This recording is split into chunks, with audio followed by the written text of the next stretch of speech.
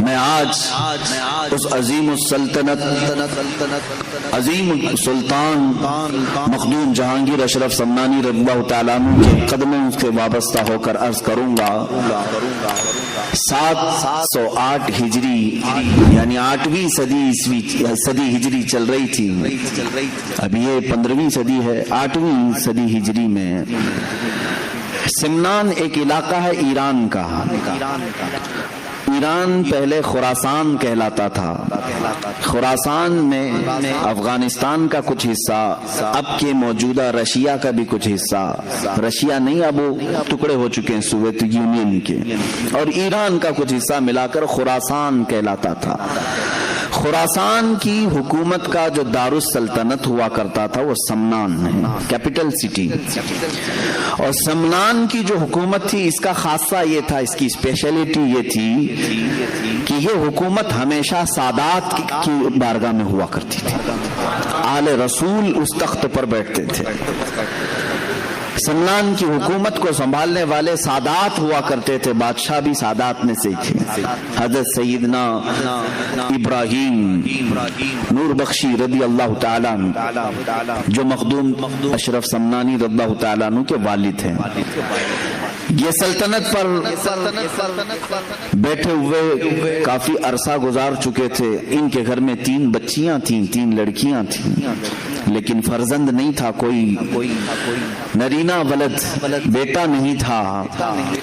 تو کبھی کبھار مایوس رہتے تھے کہ کیا یہاں سے یہ سلطنت کا نظام جو سادات کے گھر میں چل رہا ہے ختم ہو جائے گا۔ آپ کی جو زوجہ محترمہ تھیں حضرت خدیجہ رضی اللہ تعالی عنہ، وہ ایک ایسی پرہیزگار خاتون تھیں کہ ان کی زندگی میں تہجد قضا نہیں ہوئی۔ حضرت ابراہیم کی زوجہ حضرت خدیجہ، ان کو رابعہ ثانیہ کہا جاتا تھا، اپنے زمانے کی یہ دوسری رابعہ ہے۔ یہ بھی ملول رہتی تھی، غمگین رہتی تھی۔ 3 لڑکیاں ہونے کے بعد تقریباً 8 سال کا عرصہ گزر چکا تھا۔ رات کو تہجد کے وقت اٹھیں اور بارگاہ صمد میں رب ذوالجلال کی بارگاہ میں روتے روتے پھوٹ کر رونے لگ گئی، دعا کرتے کرتے رو پڑی اس طرح سے کہ اے رب ذوالجلال، تیرے دربار میں آج ہاتھ پھیلائی ہوں، میرے گھر کوئی اب وارث نہیں۔ اور یہ پڑھنے لگی ربی لا تذرنی فردا وانت خیر الوارثین، ایک نبی کی دعا ہے۔ اور پھر اپنے آپ پر یہ ملامت کے طور پر کہنے لگی کہ تو بھی کیسی خاتون ہے کہ رب تبارک و تعالیٰ کی منشا اور اس کی مرضی میں خلل کیسے ڈال سکتی ہے، اس سے وہ چیز کیوں سوال کرے جو تیرے حق میں نہ ہو، اگر میری قسمت میں نہ ہو تو اسے جھنجھوڑنا کیوں۔ اخیر میں یہ کہتے ہوئے سو گئی کہ اے مولا، تیری منشا اور تیری رضا پر میں مکمل راضی۔ رات کو سوئی تو خواب میں انہی کے سلسلے کے ایک بزرگ نے احمد یسوعی رضی اللہ تعالیٰ عنہ تشریف لائے اور کہا اے میری بیٹی گھبراتی کیوں ہے؟ اللہ تبارک و تعالیٰ نے مجھے بھیجا ہے تجھے بشارت دینے کے لیے کہ تیری گود میں عنقریب ایک مہتاب ولایت چمکے گا، ولایت کا چاند چمکے گا، اور ایک نہیں اللہ تجھے 2 عطا فرمائے گا۔ وہ صبح اٹھی تو اپنے شوہر کو خواب بیان کرنے لگی، میں نے ایک بزرگ کو خواب میں دیکھا، سلسلے کے بزرگ تھے، انہوں نے اس طرح کی بشارت دی۔ حضرت ابراہیم رحمت اللہ تعالی علیہ فرمانے لگے ہماری عمر کافی ہو چکی ہے، اولاد کا کوئی اس طرح سے سلسلہ نظر نہیں آتا۔ بہرحال شام کا وقت تھا، یہ عالی شان محل ہے سلطان کا، سمنان کی بادشاہت کا محل ہے جس میں بادشاہ اور ملکہ دونوں اپنے محل کے خصوصی حجرے میں ہیں۔ اچانک دیکھا حجرے کے کمرے کے باہر ایک مجذوب بزرگ، ان کا نام بھی ابراہیم تھا، وہ تشریف لائے ہیں۔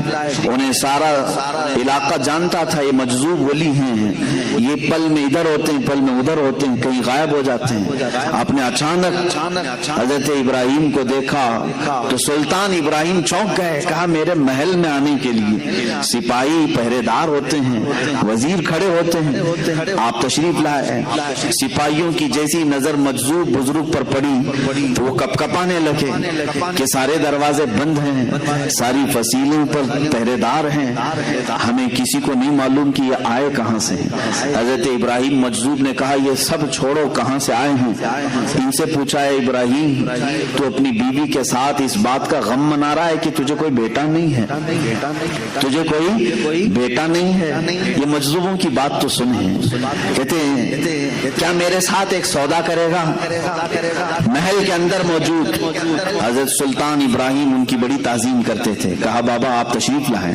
کرسی پر, اپنی کرسی پر بٹھایا. کہا آپ کیا سودا کرنا چاہیں گے؟ اس وقت جو سکے چلتے تھے سونے کے سکے, اس کو اشرفی کہا جاتا ہے. اشرفیاں سنے ہوں گے آپ, سونے کی اشرفیاں. کہا مجھے 1000 اشرفیاں دے دے اور ایک اشرف لے لے. اس مجذوب بزرگ نے کیا کہا؟ مجھے 1000 اشرفیاں دے دے, بدلے میں ایک اشرف لے لے. انہوں نے فوراً تھیلا پیش کر دیا. کہا کہ حضور قبول فرمانے. وہ لیے اور غائب ہو گئے, اس محل سے غائب ہو گئے. مجذوبوں کی کیفیات ایسی ہی ہوا کرتی ہیں, وہ حالت جذب میں آتے ہیں, کبھی کسی سے عام گفتگو کرتے ہیں, کبھی کسی سے معرفت کے بہت الگ انداز کی باتیں کرتے ہیں. غائب ہوئے چند دنوں کے بعد حضرت ابراہیم رحمت اللہ تعالیٰ علیہ کے گھر میں ولادت کے آثار نظر آئے. ان کی اہلیہ محترمہ حملہ ہوئی اور اس کے بعد جو بشارتوں کا سلسلہ ہوا سنیے. جب ان کے گھر میں 7 مہینے کا حمل یا 6 مہینے کا حمل تھا, یہی ابراہیم مجذوب رحمت اللہ تعالیٰ علیہ پورے سمنان میں گلی میں ڈنڈورا پیٹتے ہوئے اعلان کرتے تھے, باخبر ہوشیار ملاحظہ ہو, باخبر ہوشیار ملاحظہ ہو. سارے لوگوں کو رات میں یہ جگاتے تھے اس طرح سے ڈھنڈورچی بن کر کے. سارے لوگ کان لگا کر کے سنتے تھے کہ بابا کس چیز کا اعلان کر رہے ہیں. جب اس طرح کے اعلانات ہوتے تو بادشاہ کی طرف سے ہوتے تھے. ابراہیم مجذوب رحمت اللہ تعالیٰ علیہ ڈھنڈورا پیٹ کر اعلان کرنے لگے, سارے اپنی اپنی مسندوں سے اتر جائیں اس لیے کہ امام کے آنے کا وقت ہو چکا ہے. سارے اپنے اپنے کرسیوں سے اتر جائیں کہ اللہ رب العزت کی طرف سے مہتاب ولایت کے آنے کا وقت ہے. 3 مہینے پہلے وہ اس طرح کا اعلان کرتے رہے. 3 مہینے کے بعد لوگوں نے دیکھا حضرت سید ابراہیم رحمت اللہ تعالیٰ علیہ کے گھر بیٹے کی ولادت ہوئی, اور خواب میں جو ان کے بزرگوں نے بشارت دی تھی اس بشارت کے اعتبار سے آپ کا نام اشرف رکھا گیا. یہی مخدوم اشرف سمنانی رضی اللہ تعالیٰ عنہ کی ولادت پاک کا میں نے تذکرہ کیا ہے. بڑی بشارتوں کے ساتھ آپ دنیا میں تشریف لائے ہیں. آپ کا نام اشرف تھا, صرف اشرف, اور اس جگہ انہوں نے آنکھیں کھولی ہیں جہاں ماں کو ہمیشہ تلاوت قرآن کرتے دیکھا, باپ کو محراب عبادت میں دیکھا. جب آپ 4 سال کے قریب کے ہوئے, آپ کو حضرت عماد الدین تبریزی رحمت اللہ تعالیٰ علیہ بڑے وقت کے عالم دین تھے, ان کی بارگاہ میں تعلیم کے لیے رکھا گیا. وہ تعلیق مقرر ہوئے بادشاہ کے صاحبزادے کی تعلیم کے لیے. 4 سال 4 مہینے 4 دن میں یہ قرآن پاک جو شروع کرتے ہیں 1 سال میں مکمل حافظ قرآن بن چکے تھے. 5.5 سال کی عمر ہو رہی تھی جب حضرت مخدوم اشرف سمنانی رضی اللہ تعالیٰ عنہ حافظ قرآن ہو چکے تھے. 7 سال کی عمر تھی اس وقت. پوری دنیا میں جو مشہور قراتیں ہیں 7 قراتوں سے قرآن پڑھا جاتا ہے جس کو قرات سبا کہتے ہیں. عام لوگ اب وہ سمجھ بھی نہیں پائیں گے کہ قرات سبا ہے کیا چیز, اس لیے کہ یہ علم اٹھتا جا رہا ہے. 7 قراتوں کے جاننے والے اب علماء بھی کم ہو گئے ہیں. یعنی قرآن 7 طریقوں پر نازل ہوا ہے. 7 قراء امام ہیں قرآن کے اور ان کے راوی ہیں پوری دنیا میں. ہم جو قرات آج پڑھ رہے ہیں ہندوستان میں یہ قرات امام عاصم کوفی رضی اللہ تعالیٰ عنہ کی ہے. ہمارے امام قرات میں کون ہے؟ امام عاصم کوفی ہیں. ان سے روایت کیا ہے ان کے شاگرد نے حضرت امام حفص رحمت اللہ تعالیٰ علیہ. جو آج ہم قرات پڑھ رہے ہیں قرآن کو अल्हम्दुलिल्लाह रब्बिल आलमीन अर्रहमान अर्रहीम मालिकी यौमिद्दीन, ये जो तरीका है ये क़िरात इमाम आसिम कूफी का है। इस तरह 7 इमाम है कुरान पाक की क़िरात के। इसको आम आदमी नहीं समझ सकेगा, उसे मुकम्मल आलिम दीन बनना होगा, लुगत अरबी की जानकारी पूरी हासिल करनी होगी, ग्रामर पूरे सीखने पड़ेंगे, अलिफ कब आता है, जबर कब आता है, जेर कब आता है, पेश कब आता है, किन 2 हरफों को मिलाया जाता है, किसको साइलेंट किया जाता है, ये पूरे ग्रामर सीखने के बाद ये क़िरातों का इल्म हासिल कर सकते हैं। कुर्बान जाओ मखदूम जहांगीर सम्मानी रज़ी अल्लाह ताला अन्हु की उम्र पाक 7 साल की है और 7 क़िरातों के साथ आप हाफिज कुरान हो चुके थे, हाफिज कुरान हो चुके थे। अजीजा ने गिरामी, यहाँ तो 7 साल की उम्र में अभी बच्चे को कुरान का पहला पारा पढ़ना नहीं आता देख करके। वो अल्लाह के वली थे और अल्लाह ताला ने उन्हें इल्म लदुन्नी अता फरमाया। इल्म लदुन्नी कहते हैं जो गैब से दिया जाए। जब घर साफ सुथरा हो, माँ बाप की तरबियत अच्छी हो तो फैज भी अल्लाह ताला की तरफ से जल्दी उतरता है। ये माहौल का भी असर होता है। सादात का घराना था, जाहिर सी बात है अकल भी विरासत नबी में पाई थी, इल्म विरासत अली में पाई थी। हजरत मखदूम अशरफ सम्मानी रज़ियल्लाहु ताला अन्हु 14 साल की उम्र के हो रहे थे, 7 साल में हाफिज कुरान हुए। 14 साल की उम्र में जितने उलूम मुतदावला उस वक्त थे, माकूलात, मनकूलात, मंतिक, फलसफा, ज़जर, सारी चीजें, इल्म मुनाजरा, इल्म मुकाबला, इल्म तसव्वुफ, इल्म फ़िक़्ह, इल्म तफसीर, इल्म उसूल हदीस, इल्म हदीस, ये तमाम उलूम मुतदावला से फारिग होकर आप 14 साल की उम्र में मुफ्ती कामिल बन चुके थे। 14 साल की उम्र में मुफ्ती कामिल बन चुके थे। अब जाहिर सी बात है 14 साल की उम्र का हाफिज, क़िरात सबा का कारी, बेहतरीन आलिम दीन, मुफ्ती कामिल, फाजिल, मुहद्दिस, फकीह, मुफस्सिर, 14 साल की उम्र में ये सब कुछ अल्लाह ने उन्हें गैब से अता फरमाया। लेकिन उस वक्त के उलमा का कहना ये है, मखदूम अशरफ सम्मानी रज़ियल्लाहु ताला अन्हु मदरसे से निकलते थे। जाहिर सी बात है उलमा का एक अंदाज अलग होता है, इल्म जब आए तो उसका अंदाज अलग होता है। तो मौलाना कहते हैं ना, अब जो इल्म दीन हासिल किया है उसे क्या कहते हैं, मौलाना। तो उस जमाने के उलमा कहते हैं अक्सर हमने अशरफ को मौलाना अशरफ कम देखा, फकीर अशरफ ज्यादा देखा। फकीर अशरफ का मतलब क्या है, इनके अंदर तमा हिर्स कुछ नहीं, बल्कि इल्म हासिल करने के बाद और इस कम उम्री में इतने मकामात हासिल करने के बाद भी ज़ुहद की तरफ ज्यादा तवज्जो थी, तरके दुनिया की तरफ ज्यादा तवज्जो थी। अल्लाह उनका सदका हम गरीबों को अता फरमाए। हुब्बे माल, हुब्बे जाह, हुब्बे दुनिया, ये ऐसी गलाजतें मेरे अजीजों के मोमिनीन को तबाह कर डालती हैं। मखदूम अशरफ सम्मानी रज़ियल्लाहु ताला 14 साल की उम्र में किन किन उलूम से आप बहरामंद हो चुके थे, हाफिज, कारी कुरान, वो भी 7 क़िरातों के इमाम, आलिम दीन, फाजिल दीन, मुफ्ती कामिल, मुफस्सिर, फकीह, मुहद्दिस, ये सब होने के बाद 15वें साल की आपकी उम्र मुबारक थी। मैं शुरू से चल रहा हूँ आपकी सीरत तैयबा पर। 15वें साल की उम्र थी, आपके वालिद माजिद सैयद इब्राहिम रहमतुल्लाह ताला अलैह का विसाल हुआ। आपके इंतकाल के फौरन बाद ही 15 साल की उम्र में तख्ते शाही पर आपको बिठा दिया गया, बादशाहत का ताज आपके सर पर रख दिया गया। किसी ने ये नहीं कहा कि 15 साल का बच्चा क्या बादशाह बनेगा, बल्कि उस वक्त के जितने सरवर थे, बड़े बड़े कजकुलाह थे, सबों ने अपने सर झुका लिए, इसलिए कि मखदूम अशरफ सम्मानी रज़ियल्लाहु ताला 15 साल की उम्र में जब कुर्सी शहंशाहियत पर जलवाबार हुए तो आपके फैसलों को देख करके लोग अश अश कर जाते थे। आपके अहकामात को देख करके ऐसा लगता था जैसे कोई 80 साल का तजुर्बाकार बादशाह इस कुर्सी पर बैठा हुआ है। 15 साल की उम्र में बादशाहत आपके कंधों पर आ चुकी थी, लेकिन इस बादशाहत को आपने सिरे से इनकार ही नहीं किया, खत्म ही नहीं किया, बल्कि उसको संभाला। कितने साल, 10 साल तक उस अदल की कुर्सी पर आप कायम रहे और पूरे सिमनान को अदल इंसाफ से भर दिया। पूरी दुनिया में उस वक्त सिमनान का सिक्का चलने लगा और हर कोई ये कहता था कि और तो और बादशाह बैठते हैं कुर्सियों पर, लेकिन सिमनान की कुर्सी ऐसी है जिस पर नाइब रसूल और आले रसूल बैठा हुआ है। ये कुर्सी सिमनान की कुर्सी की खुसूसियत थी, रसूलुल्लाह का बेटा बैठा है और रसूलुल्लाह का नायब बनकर बैठा है, इल्म दीन का वारिस भी है और ज़ुहद इत्तक़ा भी है और अल्लाह रब्बुल इज्जत की अता करदा बेशुमार नियामतों से सरफराज भी है। मखदूम अशरफ समनानी रज़ियल्लाहु ताला 10 साल उस कुर्सी शहंशाहियत पर जलवा बार रहे। उसके बाद मामलात ऐसे थे कि इस बादशाहत की कुर्सी पर रहते हुए भी आपका दिल रात के वक्त मुसल्ले की तरफ लगा रहता।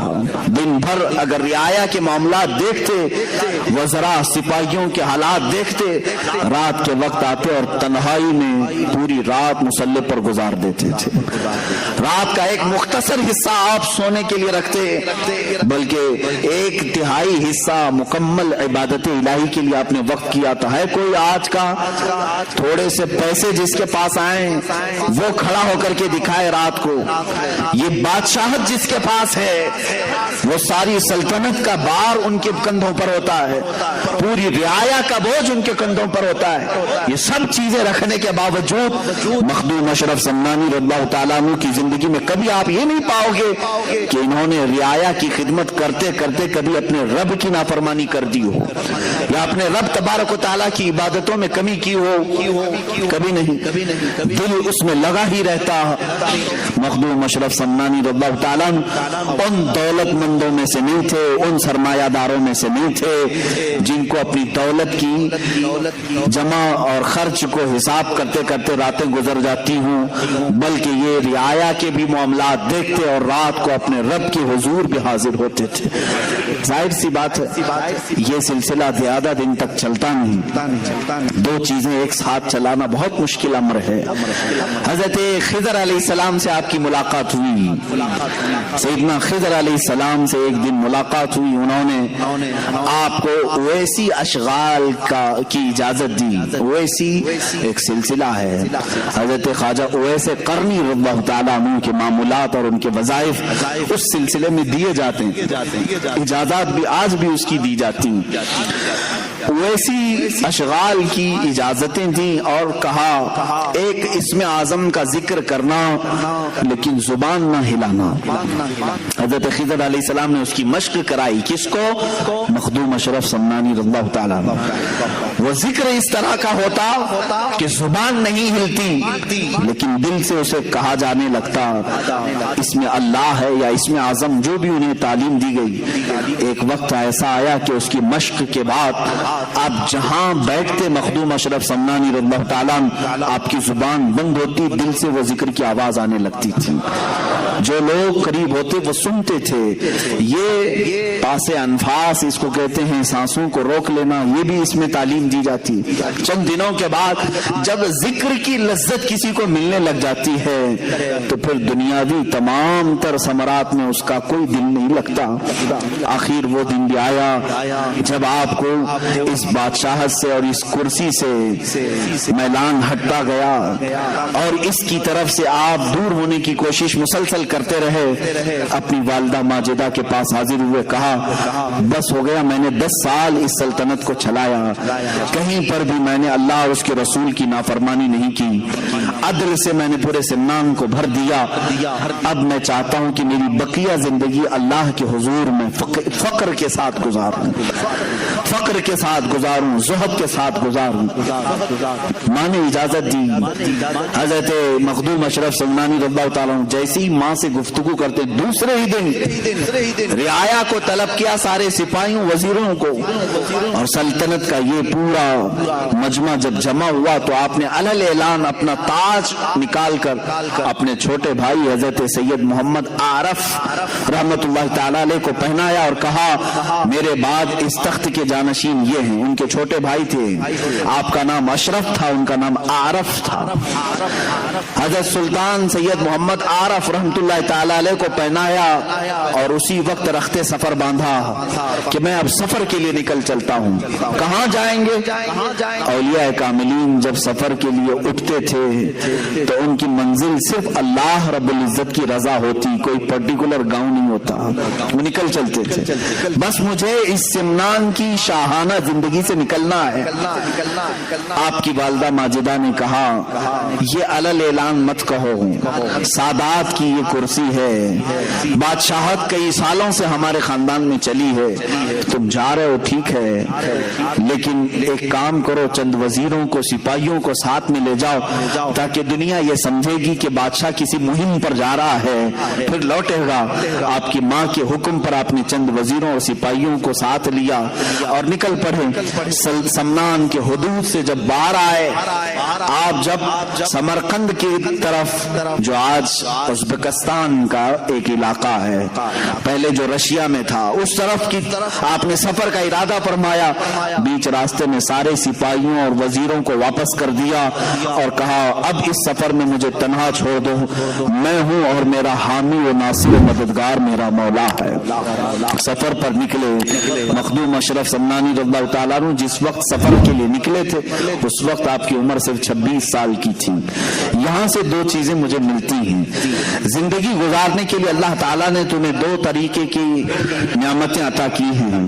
جب تمہارے پاس مال آئے تو اس سے لطف اٹھاؤ, مال آئے, دنیا آئے, اس سے لطف اٹھاؤ اللہ کی عبادتوں کے ساتھ.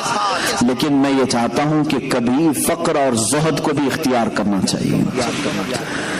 یہ میرے لیے اپنے لیے بھی نصیحت ہے اور سب کے لیے بھی نصیحت ہے.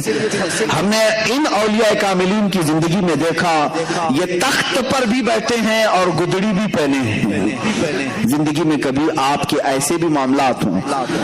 آج آپ نے بہت عالی شان بنگلہ بنایا ہے, اچھی بات ہے, میں اس کے خلاف نہیں جاؤں گا. آپ کی بڑی سی بڑی عمارت بناؤ, اچھے گھر میں رہ رہے ہو, لیکن کبھی ایسا بھی کرو کہ زندگی میں ایک دن اپنے سارے بچوں کو لے کر کہو کہ آج ہم فاقہ اختیار کریں گے, دنیا کو دکھانے کے لیے نہیں, ہم صرف کھجور پر سحری کرتے ہیں, کھجور پر افطار کرتے ہیں, اس لیے کہ اللہ کی بہت بڑی نعمتیں ہمارے پاس موجود ہیں, لیکن اللہ کو عجز و انکساری اور فقر و فاقہ بھی پسند ہے. یہ ہم اپنی زندگی میں کر سکتے ہیں کہ نہیں کر سکتے؟ اچھی نعمتیں کھاؤ. میں یہ نہیں کہہ رہا کہ آپ بریانی نہ کھاؤ, چکن مٹن نہ کھاؤ, سب کھاتے رہیں, آپ حلال جو چیزیں کھائیں, لیکن ہماری زندگی میں کھاؤ, مہینے میں ایک دن ہو یا ہفتے میں ایک دن ہو, ایسا آنا چاہیے جس میں ہم زہد بھی کریں. زہد کہتے ہیں ترک دنیا کو, خواہشات سے دوری. ایک دن میں نے اس سے قبل شاید 1 سال ہو گیا ہوگا, ممبئی میں ہمارے بچوں سے میں نے گزارش کی تھی, اے میرے عزیزو, آج کی اس بھری پری دنیا میں تمہارے لیے اگر کوئی چیز زہد بن سکتی ہے, زہد کہتے ہیں ہر اس چیز کو چھوڑ دینا جو اللہ کی رضا میں خلل پیدا کرے, زہد اس کو کہتے ہیں. مال خلل پیدا کر رہا ہے, میں مال کو چھوڑ دیا. بیٹا خلل پیدا کر رہا, میں نے بیٹے کو دور کیا. بیوی خلل پیدا کر رہی, میں نے بیوی کو الگ کر رکھا ہے. طلاق نہیں, اس سے دوری اختیار کی اپنے رب کی عبادت کے لیے. اس کو کہتے ہیں زہد. یہ زہد ہے. میں نے یہ اپنے بچوں سے گزارش کی تھی, اس زمانے میں سب سے بڑا زہد کیا ہے میرے اپنے نظر میں, میں اس کو بڑا نہیں کہوں گا, لیکن میں اپنی آج کے حالات دیکھ رہا ہوں. تمہاری زندگی میں ایک دن ایسا بھی لے آؤ, ہفتے میں ایک دن یا مہینے میں, کہ میں صبح سے لے کر شام تک اس موبائل کو ہاتھ بھی نہیں لگاؤں گا. حالانکہ موبائل اچھائیوں کے لیے بھی استعمال ہے, ایک دوسرے سے تعلقات اور ایک دوسرے کے لیے پیغام رسانی کا کام کرتا ہے. اس کی کل استعمال خراب نہیں ہے, لیکن خرابیوں کا شمار اس میں زیادہ ہے، زیادہ ہے۔ اور انسان کی فطرت یہ ہے، قرآن کہتا ہے بل یرید الانسان لیفجر امامہ، انسان یہ چاہتا ہے کہ اس کی آنکھوں کے سامنے بے حیائی کی جائے، وہ بے حیائی کو دیکھنا زیادہ پسند کرتا ہے، انسان کی فطرت ہے۔ تم اگر روزہ رکھ سکتے ہو تو اس کا انٹرنیٹ کا روزہ رکھ کر کے دکھاؤ۔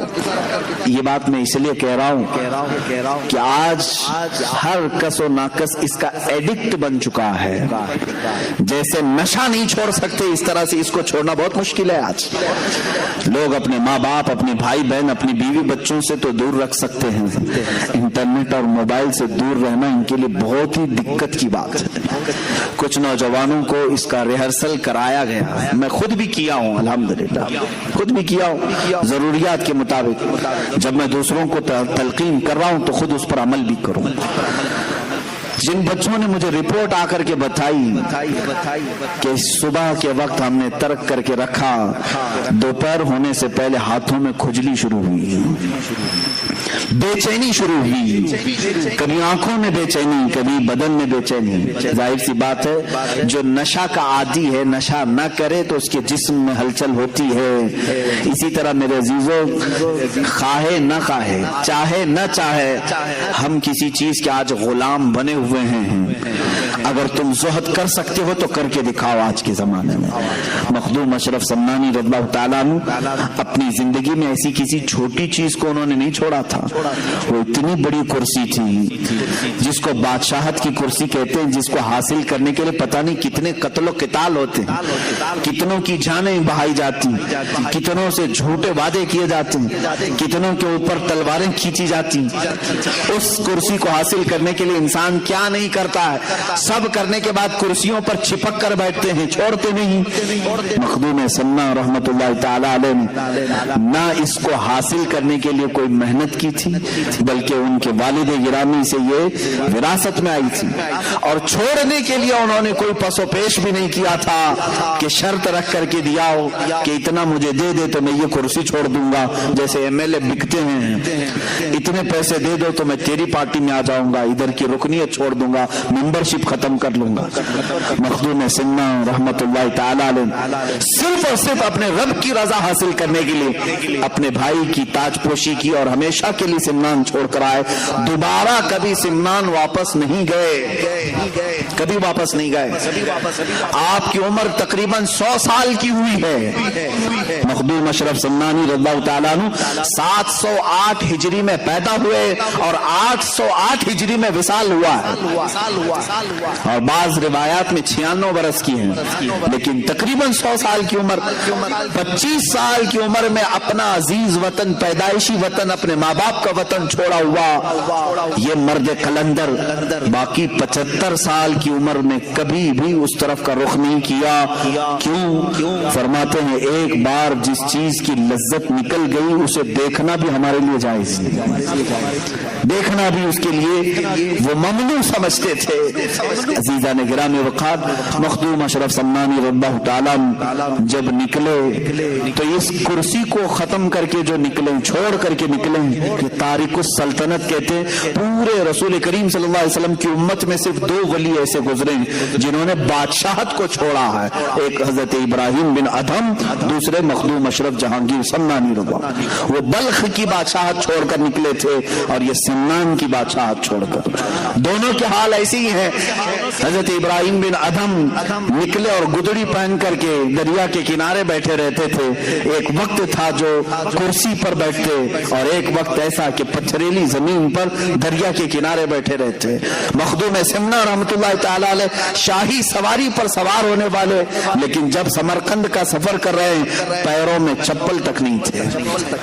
یہ زہد آپ نے فرمایا، مجبوری نہ کہو اس کو، یہ مجبوری نہیں تھی، اپنے رب کی رضا کے لیے دنیا کا ترک تھا۔ جب آپ سمرقند کے راستے سے لاہور تشریف لائے تو لاہور میں حضرت سید جلال الدین بخاری رحمۃ اللہ تعالی نے، جن کو مخدوم جہانیاں جہاں گشت کہا جاتا ہے، اوچھ شریف میں آپ تشریف لائے۔ حضرت مخدوم سید جلال الدین رحمۃ اللہ تعالی علیہ نے آپ کا پرتپاک استقبال فرمایا، اپنی خانقاہ میں 3 دن تک ٹھہرایا۔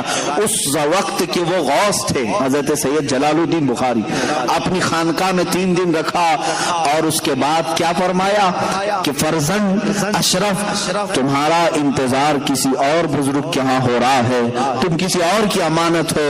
کون ہے وہ بزرگ؟ مخدوم علاء الدین پنڈوی رحمۃ اللہ تعالی علیہ، جو بنگال کی مالدہ کی سرزمین پر آج بھی آرام فرما ہیں۔ یہ اس زمانے کے قطب الاقطاب تھے، قطب الاشراف تھے۔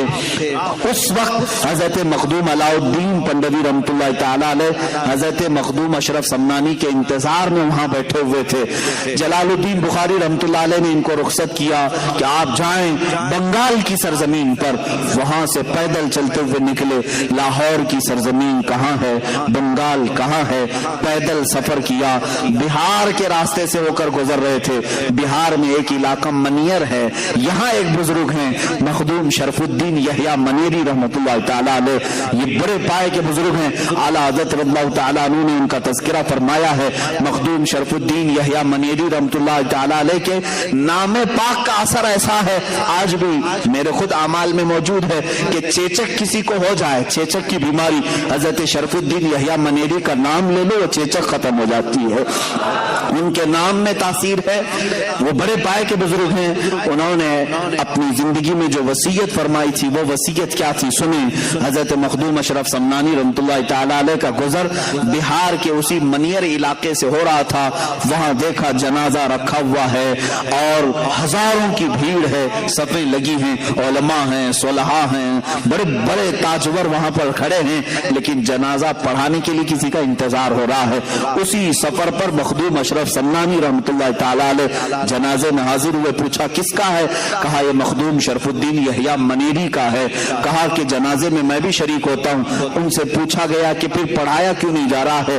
لوگوں نے کہا جو مخدوم شرف الدین یحییٰ منیری کے خلفاء تھے، مریدین تھے، علماء تھے، انہوں نے کہا ہمارے شیخ شرف الدین یحییٰ منیری رحمۃ اللہ تعالی علیہ کی یہ وصیت تھی کہ میرا جنازہ تیار کر کے ایک کھلے میدان میں رکھنا، تم دیکھنا مغرب کی طرف سے رسول اللہ کا ایک شہزادہ آئے گا، آل رسول آئے گا، وہ کالی ایک چادر اپنے اوپر اوڑھا ہوگا اور وہ 7 قراتوں کا قاری ہوگا، حافظ ہوگا۔ اور یہ تک انہوں نے بتایا مخدوم شرف الدین یحییٰ منیری رحمۃ اللہ علیہ نے اپنے خلفاء سے، تم میں سے کوئی بھی جنازہ پڑھانے کی جرات نہ کرنا، میرا جنازہ وہ سید الاشراف پڑھائے گا جو اپنی ایک سلطنت کو چھوڑ کر آ رہا ہوگا، بادشاہت چھوڑ کر آ رہا ہوگا۔ مخدوم اشرف سمنانی سے جب لوگوں نے کہا، آپ نے فرمایا جس اشرف کا انہوں نے تذکرہ کیا ہے وہ میں ہی ہوں۔ سارے علماء و صلحاء نے آپ کے ہاتھ پر ہاتھ رکھا اور آپ کو آگے بڑھایا۔ حضرت مخدوم شرف الدین یحییٰ منیری رحمۃ اللہ تعالی علیہ کا جنازہ آپ نے بشارت کے اعتبار سے خود پڑھایا، پھر وہاں سے آپ نے پھر سفر فرمایا۔